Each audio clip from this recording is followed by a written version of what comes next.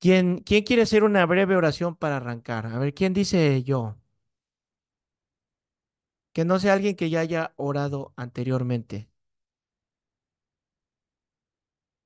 A ver, Xiomara, por favor. Vamos a orar, hermanos. Señor que estás en los cielos, Padre, te damos gracias por esta noche, Señor, que nos permites estar aquí con la disposición, Señor, de estar con el corazón para aprender de tu palabra. Señor, te damos gracias por la semana que nos has dado, las vacaciones, pero también te pedimos, Señor, que nos ayudes a concentrarnos, que nos ayudes, Padre, a aprender y también a ser hacedores, Señor, de tu palabra. Te damos gracias, te pido por la vida del pastor, Señor, que va a impartir el día de hoy una lección más, Señor, en la cual nosotros queremos aprender y que tú lo uses, Señor, que tu Espíritu sea quien le dé palabra, que tu Espíritu sea también a través de nosotros que absorba este, esta clase del día de hoy, Señor. Te damos gracias en el nombre de Cristo Jesús. Amén. Amén. Amén. Bueno, vamos a arrancar. Pongan su asistencia, por favor, no se les olvide. Bueno, nos quedamos con la literatura profética. Una observación importante de la literatura profética, ustedes recordarán que fue no cometer el error de relacionar todas las profecías para nosotros. Hay profecías que son dedicadas para algún momento en específico o para un pueblo en específico. Y sobre todo hay profecías que son para Israel, sobre todo en el Apocalipsis, ¿verdad? Que de repente todos nos tomamos profecías que leemos y son para nosotros, pero la verdad es que no. Hay profecías que tienen doble cumplimiento, que tuvieron un cumplimiento en el pasado, pero van a tener un cumplimiento en el futuro. ¿Cómo sé cuando es doble cumplimiento y cómo sé cuando es para mí o es para exclusivamente el pueblo? ¿Quién se acuerda de la primera regla de la hermenéutica? ¿Cómo puedo El saberlo? contexto. Felicidades, te has graduado con 10. Si ustedes entienden esa regla, ya entendieron y van a fallar muy poco o nada en la hermenéutica y en la exégesis de los pasajes bíblicos. Tuve la oportunidad de estos días estar con el pastor Chuy y en nuestras charlas de la mesa hablábamos sobre estos grupos que manipulan mucho, ¿no? Sobre todo, ya saben, este tema de la prosperidad. ¿Es mala la prosperidad? No, lo he dicho siempre, no es mala la prosperidad. Tenemos que hablar de ella y lo vamos a hacer cuando sea el momento y el contexto adecuado. El problema es el énfasis, ¿verdad? Que sabemos, hay personas que siempre sus reuniones son de eso, sus shows son para eso, son para recaudar fondos, son para recaudar dinero, decirle a la gente lo linda, bonita, única y repetible que es para que me den dinero y ahí hay pecado, ahí hay mucho pecado. Entonces, me contaba él de un profesor que él tuvo en el instituto y coincidieron en una predicación y su profesor le dijo, va a predicar este fulano, quiero que tomes nota de absolutamente todo y al rato te veo en el departamento. El pastor Chuy tomó notas de todo lo que predicó este evangelista que traía una nueva revelación, ¿verdad? Porque esa es la palabra, traigo una nueva revelación, traigo una nueva unción. Tomó notas de todo y cuando llegó en la noche con su profesor que se acercó, empezaron a revisar las notas y lo hizo. Cada versículo que utilizó este personaje lo hizo que leyera todo el contexto, antes y después, de cada pasaje que ocupó. Entonces él me decía, me puso a leer un montón, ¿verdad? Todos los contextos. Y él descubrió esto. Todos los textos que ocupó no tenían nada que ver con la aplicación que le estaba dando a su tema. Y eso sucede muchísimo, que van a estar dando aplicaciones de un solo versículo, de un solo fragmento, que si nosotros no leemos siempre el contexto o entendemos el contexto, va a estar mal la interpretación. Ojo, yo no puedo fallar en la interpretación. El predicador, ya aprendimos la diferencia entre interpretar y aplicar.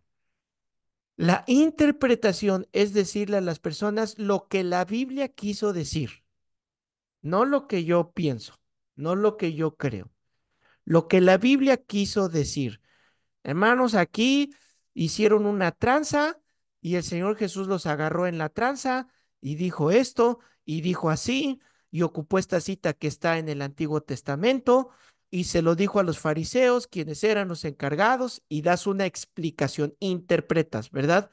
Lo que está sucediendo y lo que el autor quiso decir. Punto. Esa es tu obligación. Y después viene la aplicación. Una vez que haya interpretado el pasaje, entonces ya lo puedo aplicar a una enseñanza a la congregación que tenemos, una aplicación para su vida, una aplicación para su matrimonio, para su estado de salud, para su estado emocional, para lo que sea. Entonces ya puedo aplicarlo, pero la interpretación, debo de decir lo que la Biblia dijo, lo que el autor del pasaje quiso decir. ¿Les quedó claro esto que acabo de decir?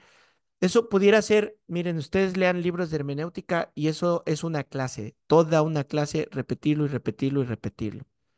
La interpretación es lo que la Biblia dice. En la aplicación, ahí solemos tener errores, debemos de ser honestos, solemos tener errores, podemos equivocarnos en algunas cosas que querramos poner de ejemplo, pero el Espíritu Santo siempre nos va a ayudar a mantenernos fieles a su palabra. No como cierto personaje, lamentablemente para mis hermanos argentinos, cierto personaje argentino que dijo que él no le hace caso a la Biblia. Ay, Dios mío. Veo la cara de Esteban y de Juli. Ay, no, no, no, ¿verdad? Ese personaje diciendo que él no es solo lo que la Biblia dice, porque eso es adorar la Biblia. Ay, Dios mío.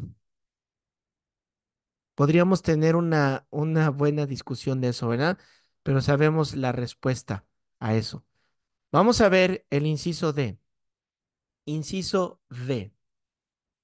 Literatura, ética, moral.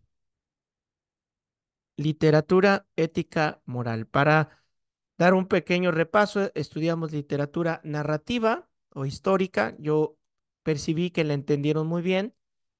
Literatura figurada, su nombre lo dice, ¿verdad? El lenguaje figurado que se ocupa y la literatura profética, que es la palabra de Dios profetizada.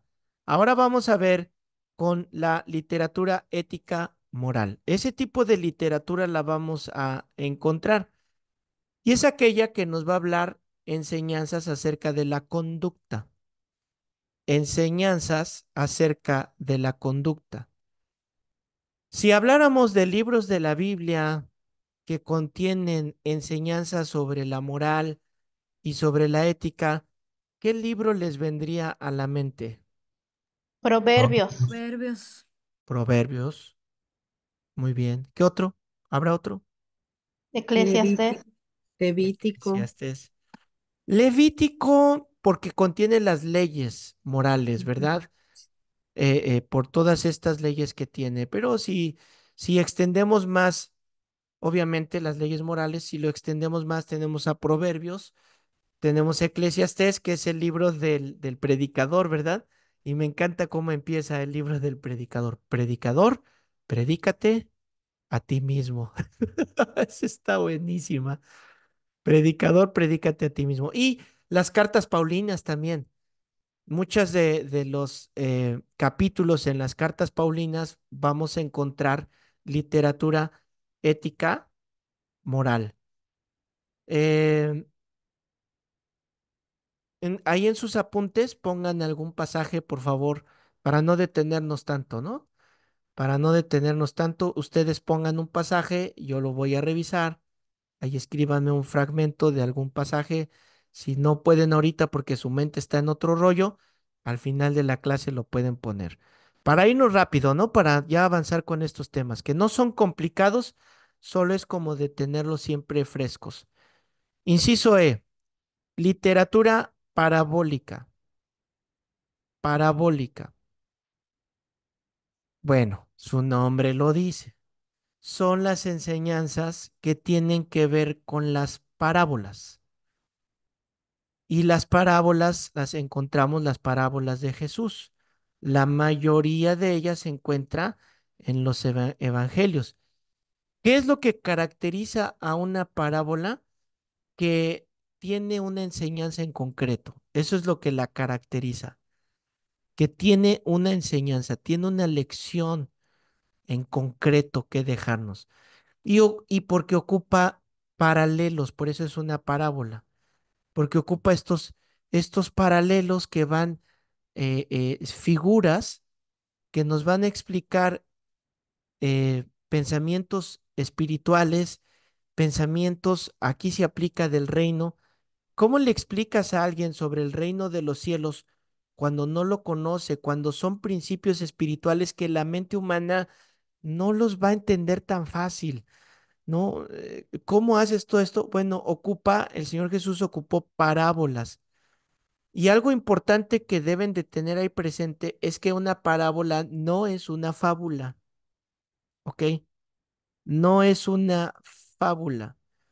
¿Por qué? Porque las fábulas pues utilizan animales. Eso es lo que caracteriza a una fábula, que ocupan animales para dar una instrucción moral. Y esto no es con las parábolas. Es más, podría decir que en todas las parábolas está el factor humano. O sea, siempre hay humanos involucrados, porque son historias paralelas para explicar principios espirituales. ¿Y qué es lo que constituye una parábola? Pues asuntos cotidianos, cosas, elementos cotidianos de la vida diaria, como las semillas. Salió un sembrador a sembrar. Ahí está, ya con eso ya entendemos luego, luego, ¿no? O las ovejas, sabemos a qué se refiere. Parábolas de lámparas, ¿no? Las lámparas que estaban apagadas o el aceite cuando no tenían aceite. En ese tiempo eran aspectos cotidianos de la vida, situaciones que pasaban cotidianamente y las ocupaba para explicar. Por eso yo he aprendido esto, que siempre hay cosas a nuestro alrededor, vivencias, experiencias que te sirven para tener una lección, para darle una lección. Si eres papá, mamá, es una buena manera de que le des lecciones a tus hijos con situaciones que ocurren. Y las parábolas no es una predicación. ¿Cuánto te tardas en una parábola? ¿No? O sea, 2 minutos, 3 minutos, ya la diste. Y no siempre las parábolas tenían como una explicación. ¿Se acuerdan que una vez los discípulos les dijeron, explícanos la parábola? Porque se entiende que con la parábola dejaste, estás obviando muchas cosas. Estás dejando en el entendimiento muy fácil para que cualquiera pueda entenderlo. Yo he pensado que a los fariseos y a un montón de gente, el Señor Jesús les explicó con peras y manzanas. ¿A poco no? Con peras y manzanas para que entendieran y ni así. Entonces, una parábola es un relato verosímil, no es una fábula, no es un cuento, no es el ratón y la liebre, perdón, no, la tortuga y la liebre, ¿verdad? No es eso. Una parábola no es un cuento inventado de la ilusión, de la fantasía. Ese es el sentido figurado que ya lo aprendimos, ¿no? Una parábola, no, una parábola es verosímil y es utilizada para dar una enseñanza, ¿sí? ¿Alguien tiene alguna duda? He querido ser muy enfático entre que no es un cuento, no es una fábula. sino lo que es una parábola. ¿Alguien tiene alguna duda todavía sobre eso o todos dicen me quedó sellado en el corazón? Ok, ya los nevares ya me dijeron que sí. Y como son un montón, con eso es suficiente. Sale. Inciso F. Literatura apocalíptica. Ton, ton, ton, ton. Literatura apocalíptica. ¿Qué significa apocalipsis? Correr el velo. Correr el velo, una Lo mismo, sí. revelación. Exacto, exacto. Entonces, si es una literatura apocalíptica, ¿qué va a estar enseñando esta literatura apocalíptica? Bueno, los eventos futuros. Esa es una literatura apocalíptica. Obviamente lo encontramos en Apocalipsis, ¿verdad? Pero ¿en qué otro libro habrá literatura apocalíptica? En el libro de Daniel. Daniel, Daniel, muy bien, muy bien, muy bien. No, hombre, Jeremías, ahí está. Sofonías tendrá algo. Sí, sí. Ah, muy bien, muy bien. Es lo que en teología, esta literatura apocalíptica, es lo que en teología le llamamos, ya muchos ya vieron esta materia de escatología. Esta literatura profética es lo que en teología le llamamos la escatología. ¿Y qué es la escatología? El estudio de los eventos futuros, el estudio de los eventos proféticos futuros, ¿verdad? Siendo redundante un poquito. Ahí en sus apuntes pónganme los libros donde encuentran esta literatura. Si pueden resaltarlo un poquito, miren, les voy a enseñar. Ahí por el año quizás fue el 2000, surgió algo que se llamaba los mapas mentales. ¿Alguien escuchó sobre los mapas mentales? Entonces estos decían que, y sí es cierto, que aprendes más con, como con mapas, o sea, dibujos, figuras, pocas palabras, que te van a recordar inmediatamente de lo que estás hablando. Eh, es que quería encontrar uno no tan feo En de mi mis época, apuntes. cuadros sinópticos, pastor. Bueno, la diferencia con los cuadros sinópticos que también sirvieron mucho es que el cuadro, pues son cuadros que vas ligando, ¿verdad? Con la sinopsis o el resumen. Y está bueno. El mapa mental va más allá de hacer conexiones cerebrales. Esto no es así tal cual un mapa mental, pero no sé si alcanzan a ver. Me da un poquito de pena mis dibujos, ¿no? Entonces, tengo notas, pero si se fijan, agrego algo. Porque cuando yo lo veo así a primera vista, me recuerda inmediatamente de qué está hablando. Miren, este es otro, por ejemplo, ¿no? Entonces, miren, los que siguieron el de matrimonios, el Congreso de Matrimonios, cuando el pastor habló de que el hombre es un foco y la mujer es una plancha. Ya ustedes lo interpretarán después. Estuvo muy buena. Entonces, yo nada más veo el foco y la plancha, e inmediatamente me viene a la mente la enseñanza. No solo el foco y la plancha, la enseñanza. Que ese es el propósito, que ustedes con pequeñas cosas traigan a su mente que es un software increíble el que Dios nos dio, más mejor que Macintosh, que solo con eso, con un dibujo, traen toda la enseñanza. Así se viene todo la paquetería. Entonces traten de tener así palabras claves y cosas que les ayuden a memorizar y a tener las enseñanzas. De hecho, esa es la razón por la que contamos historias cuando predicamos. Esa es la razón bueno, una de las razones de que el Señor Jesús, sus enseñanzas son tan fáciles de entender. ¿Por qué? Él utilizaba el método expositivo sistemático. O sea, iba así, uno por uno, y exponía las escrituras, ¿verdad? Lo que decía la escritura, él la explicaba. ¿Y cómo la explicaba? Con historias. ¿Se dan cuenta? Con historias. Entonces, podemos hacer uso de eso. Vamos al inciso G, literatura poética.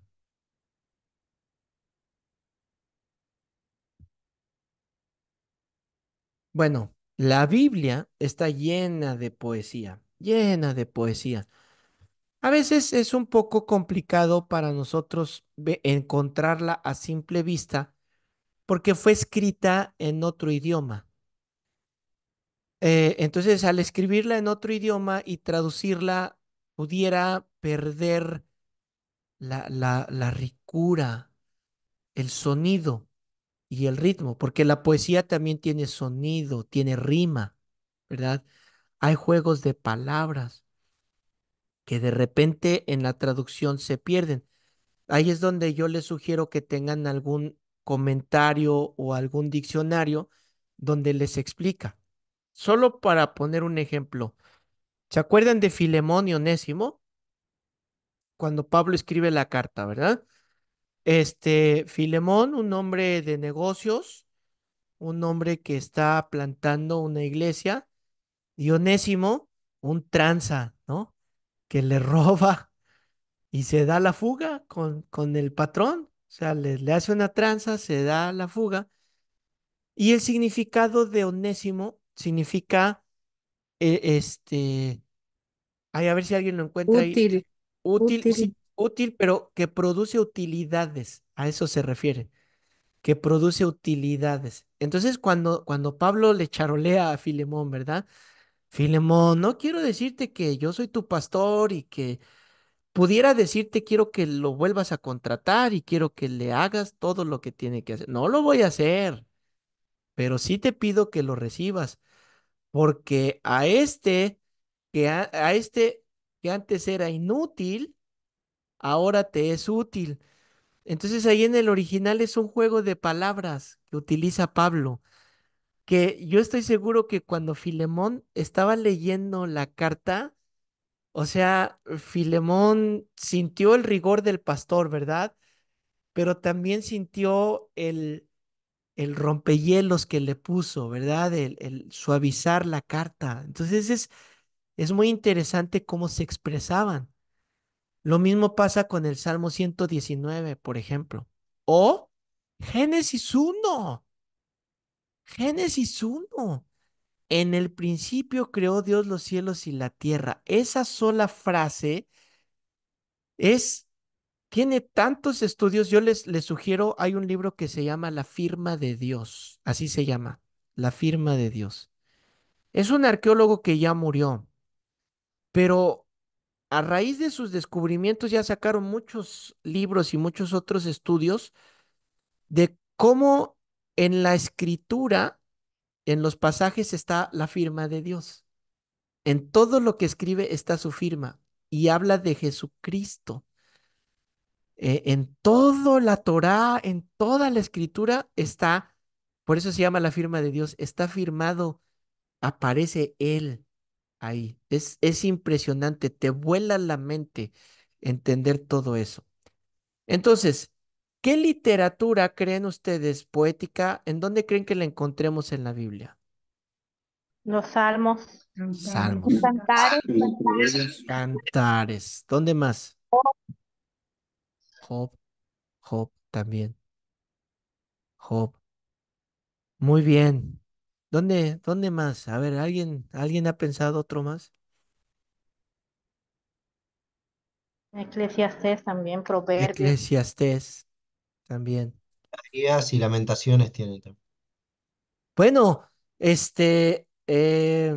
ay, se me olvidó. ¿Cómo se llama el que al final es una canción?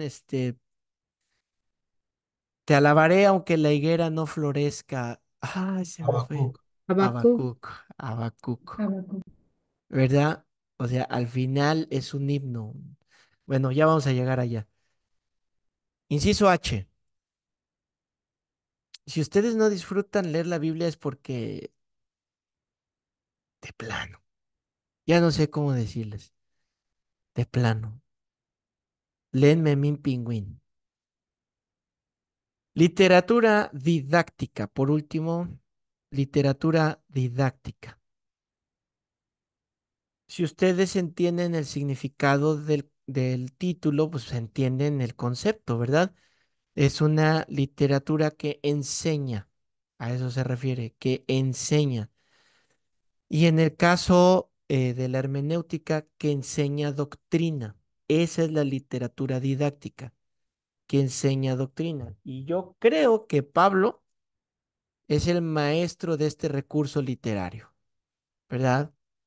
Yo creo que él es el maestro que nos enseña toda la doctrina. Como dijo el Señor, ¿verdad? La doctrina de los apóstoles. Ok, vamos a cerrar el tipo de literatura. Vamos a terminar con esos incisos y vamos a continuar con lo que estábamos viendo del gran tema que es la observación general. ¿Se recuerdan? Todo esto que hemos estado viendo hasta hoy, todo tiene que ver con la observación. Es como estoy observando. Es donde tengo que sacar mi lupa, mis colores y estar observando. ¿Qué tipo de literatura es? ¿Se acuerdan el contexto general, el contexto específico? ¿Quién es el autor? ¿A quién lo dirige? ¿Cómo está la situación en ese tiempo? Y pasamos, ¿verdad? Haciendo unos ejercicios. Luego aprendimos los tipos de literatura, que es donde estamos ahorita. Los tipos de literatura. Ahora vamos al número 3, que es observar el dato central del pasaje.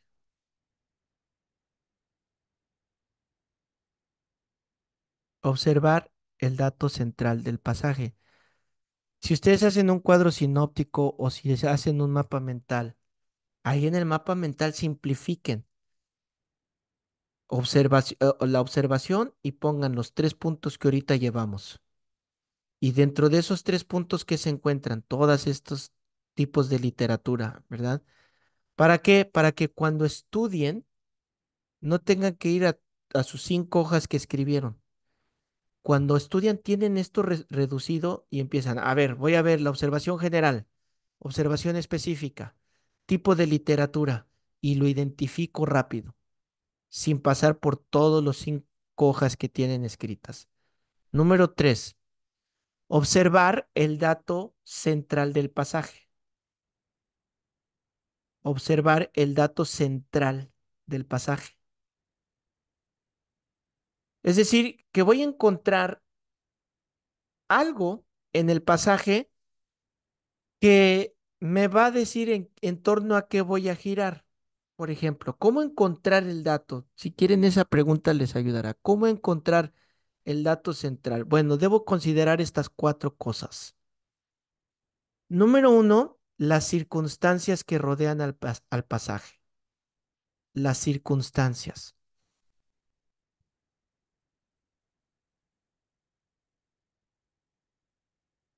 Número 2, las personas que participan o los personajes que participan. Entonces, ya vi las personas, ya vi las circunstancias. Ahora, al empezar a leer, voy a encontrar el dato más importante. Aquí es donde empiezo, el dato más importante, el dato central. Una manera de identificarlo es, a veces es una palabra que se repite mucho. Entonces se empieza a hablar, y la santidad, santificaos y santifíquense, porque el Señor va a buscar santos. Y empiezas a ver, y la palabra ves que se repite y se repite. ¿Cuál es el dato central de ese pasaje? La santidad, la santidad. O empieza a hablar del arrebatamiento, ¿verdad? y empieza a decir, miren, como ladrón en la noche va a venir y los que estén listos y los que no estén listos, empiezas a encontrar cuál es el dato central. ¿Qué es lo que me quiere decir aquí? Debo de encontrarlo. Y vamos a hacer un ejercicio para entenderlo mejor. Y número 4, causa y efecto. Causa y efecto. Vamos a hacer un ejercicio. ¿Listos? Para entender estos 4 puntos.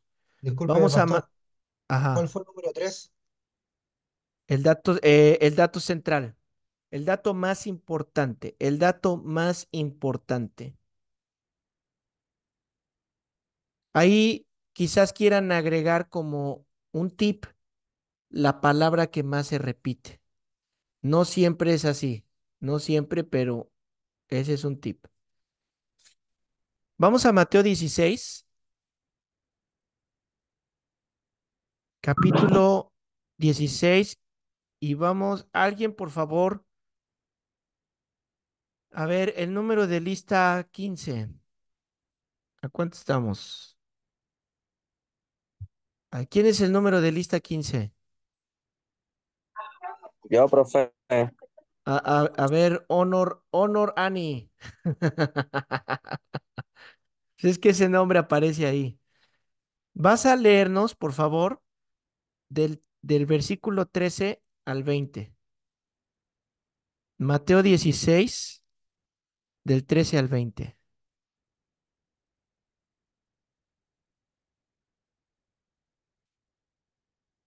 Cuando estés listo y los demás preparen también su pasaje.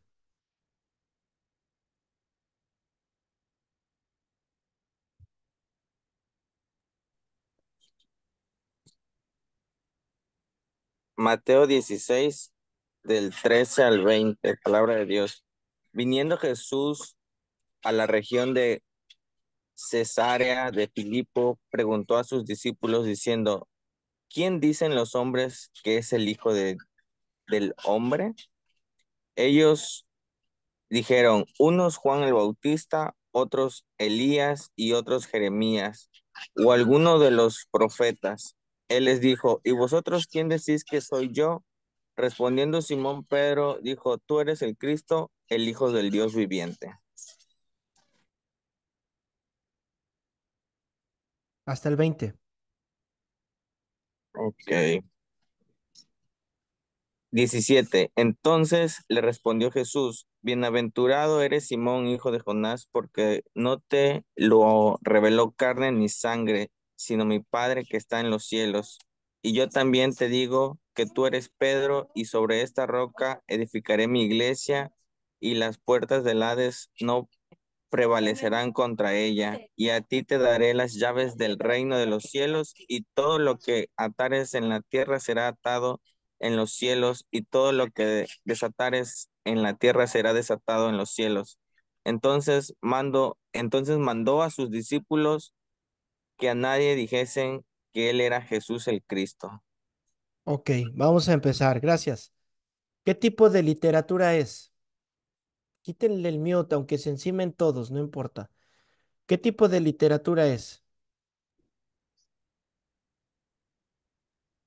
Narrativa. Narrativa. ¿Todos están de acuerdo con eso?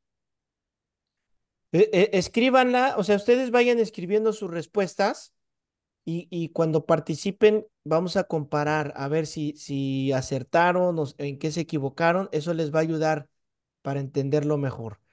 Es narrativa. ¿Por qué narrativa? Porque está narrando los hechos que sucedieron, ¿verdad?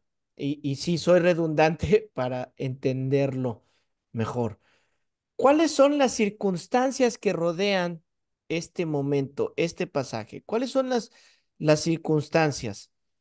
¿Quién me dice qué estaba pasando ahí?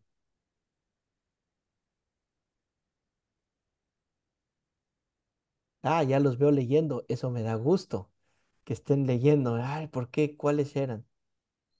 Les ayudo un poquito en este ejercicio. La, ah, ahí me escuchan, sí, ¿verdad? La gente tenía dudas acerca de quién era Jesús. Tenían dudas. y querían una prueba, ¿verdad? Y los fariseos constantemente estuvieron atacando al Señor Jesús. Entonces, ¿qué es lo que está sucediendo? Que el Señor Jesús quiere saber, a ver, ellos dicen eso, ellos piensan esto, pero yo quiero saber ustedes qué es lo que piensan. Ahí están las circunstancias, ¿verdad? ¿Por qué se orilla con esto? ¿Quiénes son los personajes en este pasaje? Escríbanos.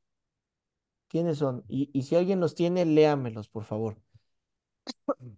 Los discípulos y Jesús. Sí, Los discípulos, Jesús, ¿quién más?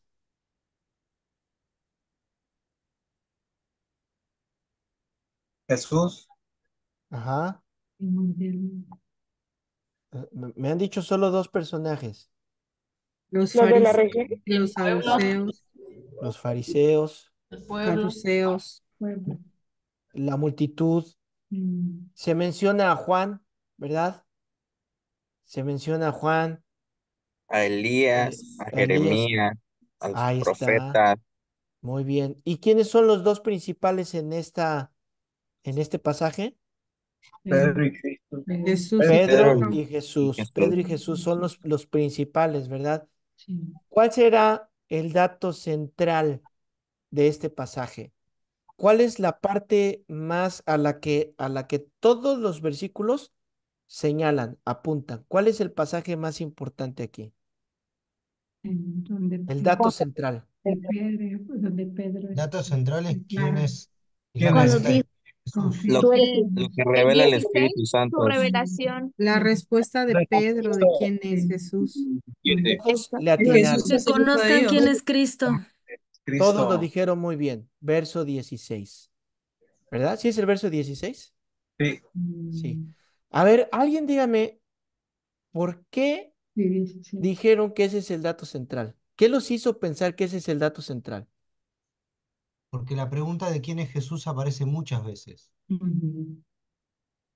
Y él quería una respuesta, ¿verdad? Entonces me lleva a entender el dato central. ¿Cuál es la causa y el efecto? Fíjense en los dos contrastes, la causa y el efecto de este pasaje.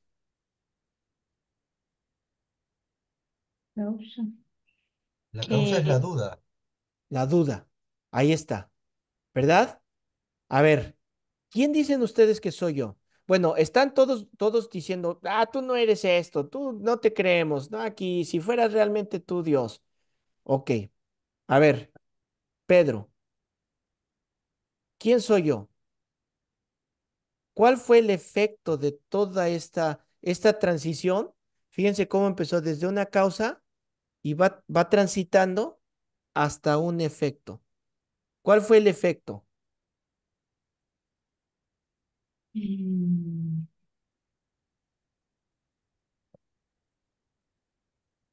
en el versículo 18, cuando le dice Cristo a Pedro que yo también te digo que tú eres Pedro y sobre esta roca edificaré mi iglesia. Las puertas del Hades no prevalecerán contra ella. Muy bien, muy bien la respuesta. ¿Se fijaron? La causa y qué provocó hasta Pedro, ¿verdad? Y llegó eso. Ok, este fue uno así sencillito y ahorita estamos practicando, no se frustren, estamos practicando.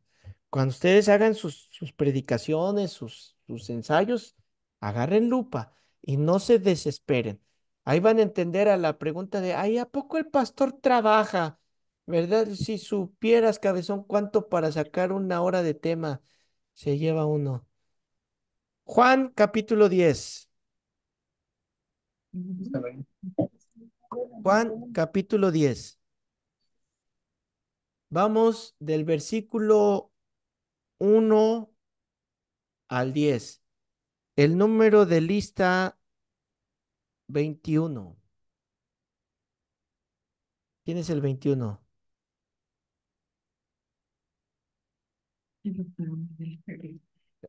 Manifiéstate 21. ¿Ahora nadie es 21? ¿En serio? ¿Van a hacer que abra mis listas? Pastor, soy yo, pastor. A ver, Te oigo, pero no te veo. Ah, ya, ya, ya, ya, ya. Mónica. Ok, ok. A ver, del versículo 1 al 10, del 1 al 10. Juan 10. Date paso. Juan 10, del Juan, 1 Juan al 10. 10. Del 1 al 10. Permítame. Juan, En este pasaje vamos a contestar qué tipo de literatura es y los 4 aspectos a considerar. ¿Ok? Para que los tengan listos Juan, ahí. es este, ¿no? Ok. De cierto os digo, el que no entra por la puerta en el redil de las ovejas, sino que sube por una parte, ese es ladrón y salteador. Mas el que ama, ma- mas el que entra por la puerta, el pastor de las ovejas es.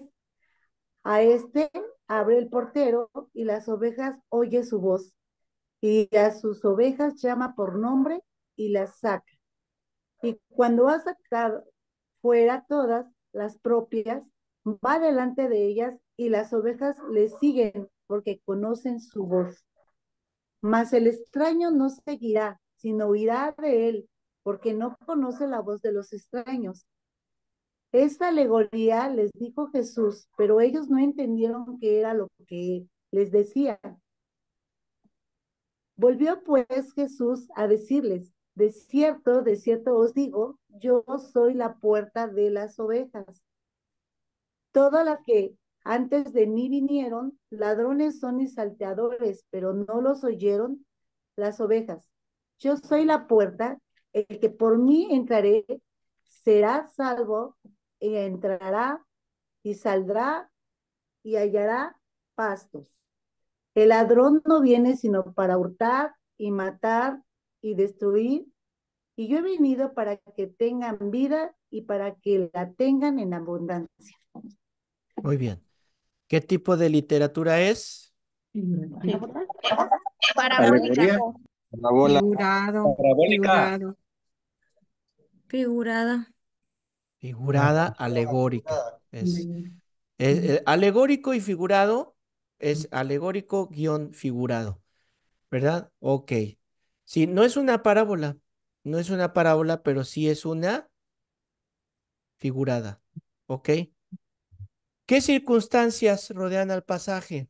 Aquí entra el contexto, ¿verdad? Venían de la sanidad del ciego de nacimiento, ¿Dónde encontraste esa respuesta? en el capítulo Antes. anterior. Anterior. En el capítulo 9, ¿verdad? Te escogí este pasaje porque ya lo hemos estado leyendo, entonces ya es más fácil que vayamos entendiendo.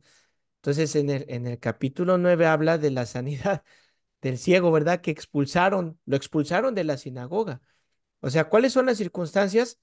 Un hombre que fue sano, un ciego que sanó Dios y por sanarlo en Shabbat, lo expulsaron de la sinagoga. Y ser expulsado de la sinagoga no era cosa pequeña, ¿eh? Perdías tus derechos civiles. El que acabo de Es- ver de net. dejabas de ser ciudadano prácticamente, ¿verdad? De la ciudad en la que te encontraras. ¿Qué personajes participan? Jesús, Ajá.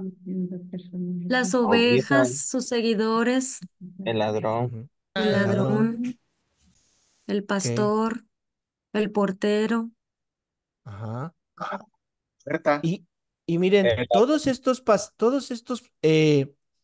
personajes son importantes porque ahí encontramos riqueza. A veces, pues vamos a lo obvio, ¿no? Que es el personaje principal.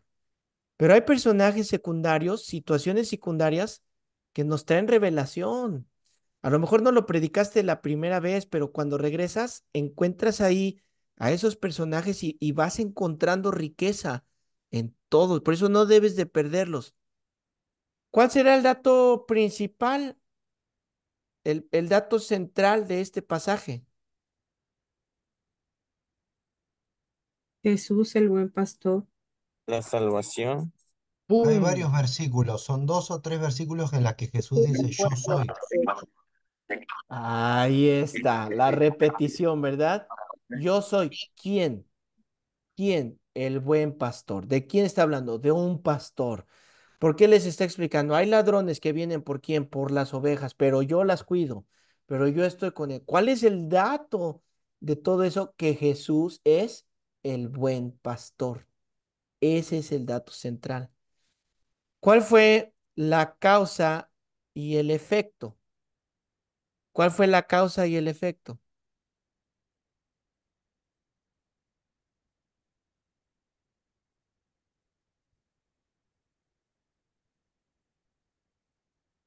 Por ahí alguien se adelantó en la respuesta y dio la respuesta de causa y efecto. La salvación de sí. Ándale, ya por ahí Josefa se metió en terrenos. A ver, ¿cuál es la causa y el efecto?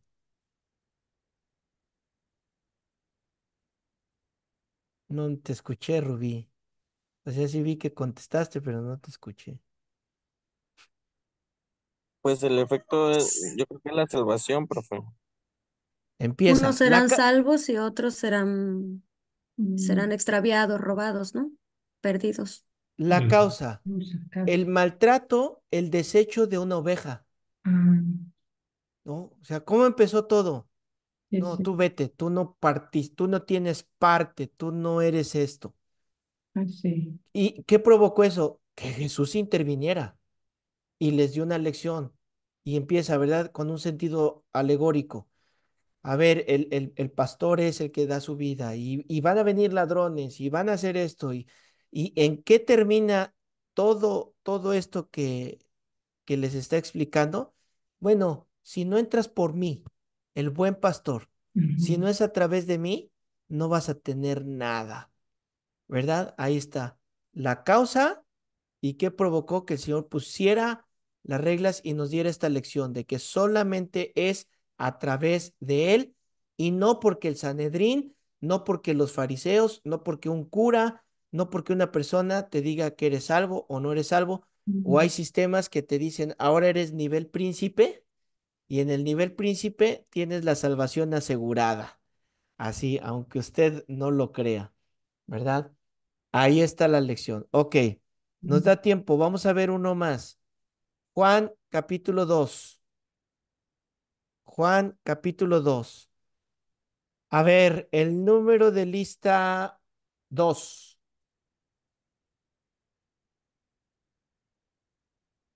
¿Puedes ¿Quién es el dejarme? 2? ¿Quién es el 2? Sí, paso yo, Gaby. Ok, Gaby. Juan 2 Del es 1, vamos a leer del versículo 1 al 11. muy bien. Al tercer día se hicieron unas bodas en Caná de Galilea y estaba allí la madre de Jesús. Y fueron también invitados a la boda Jesús y sus discípulos. Y faltando el vino, la madre de Jesús le dijo, no tienen vino. Jesús le dijo, ¿qué tienes conmigo, mujer? Aún no ha venido mi hora.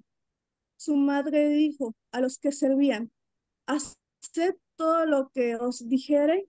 Y estaban allí 6 tinajas de piedra para agua, conforme al rito de la purificación de los judíos, en cada una de las cuales cabían 2 o 3 cántaros.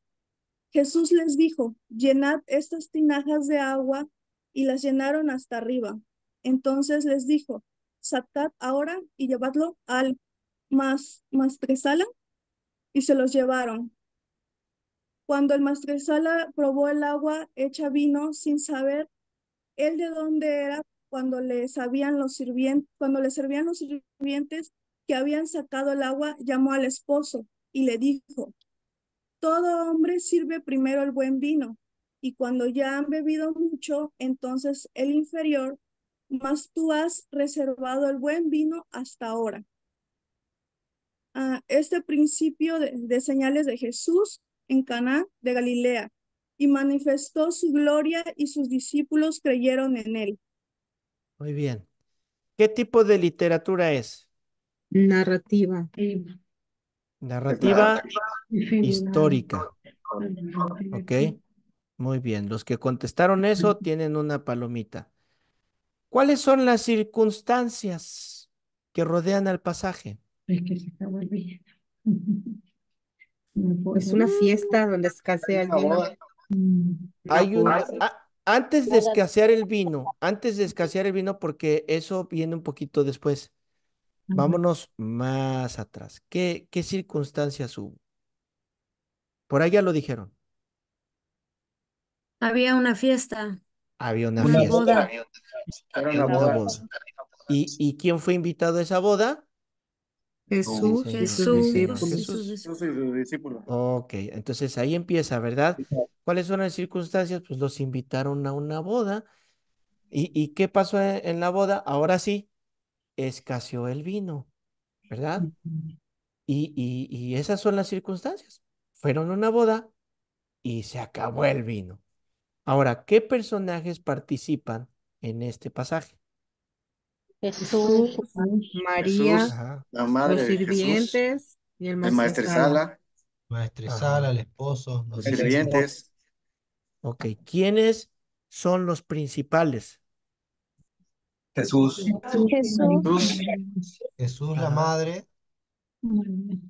y el maestresala. maestresala. Aquí ya los puse a pensar, ¿verdad? ¿Quiénes son los principales? Hay que ver la historia. Fíjense, cuando Pedro camina sobre el agua, ¿quién es el personaje principal? Caminando. Pedro, No, no es Pedro, Jesús Es en la Jesús Jesús. tempestad. caminando por el agua. es Jesús. Jesús, es Jesús. Abusados, ¿eh? Ok, ¿cuál es el dato central del pasaje? Lo más importante del pasaje. El dato central es lo más importante del pasaje. Se acabó el vino. ¿El milagro? Manifestar la gloria de Jesús y Ahí su Y sí, Jesús poder. Aún no ha llegado mi hora. exacto. O sea, exacto. O sea, lo más importante no es que se haya acabado el vino, Mm, porque esa es una causa. ¿Ya vieron? ¿Qué es mm, lo más importante? Que Dios se manifestó. Si se fija, eso es lo más importante, que antes no había hecho algo para demostrar su deidad. ¿Qué es mm. lo más importante? Pues eso, ¿no? Que creyeran en Él, Es que el Él es verso el, 11, en el ok, 11. pónganlo. Entonces, ahora sí, o sea, revelarse cuál es la causa y el efecto, o los efectos. La pues la causa fue causa que es que se escaseó el acabó el vino. vino. Hubo vino y Bien. hubo del mejor vino. Así es, convertir el agua en vino. Que Él se haya manifestado, ¿no?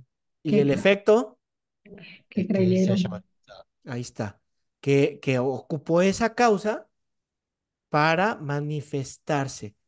Porque el hecho más importante no es el vino, ¿sí ven? Y ahí casi se comete ese error, ¿verdad? Jesús convierte el agua en vino. Ah, eso es lo más importante. No, Mm, esa es la causa. Eso es lo que nos dirige a qué es lo más importante, la manifestación de Jesús. ¿Para qué? Para que lo reconocieran como Dios. Ahora, aquí fíjense, este es un buen ejemplo de lo que es el contexto general, porque saber quién escribió este pasaje, ¿quién lo escribió? Juan, Juan. Wow. ¿Para qué lo escribió? para el mundo. Específicamente para quién, ¿para qué lo escribió? en la iglesia. Para dar a conocer que Jesús es Dios. Ahí está.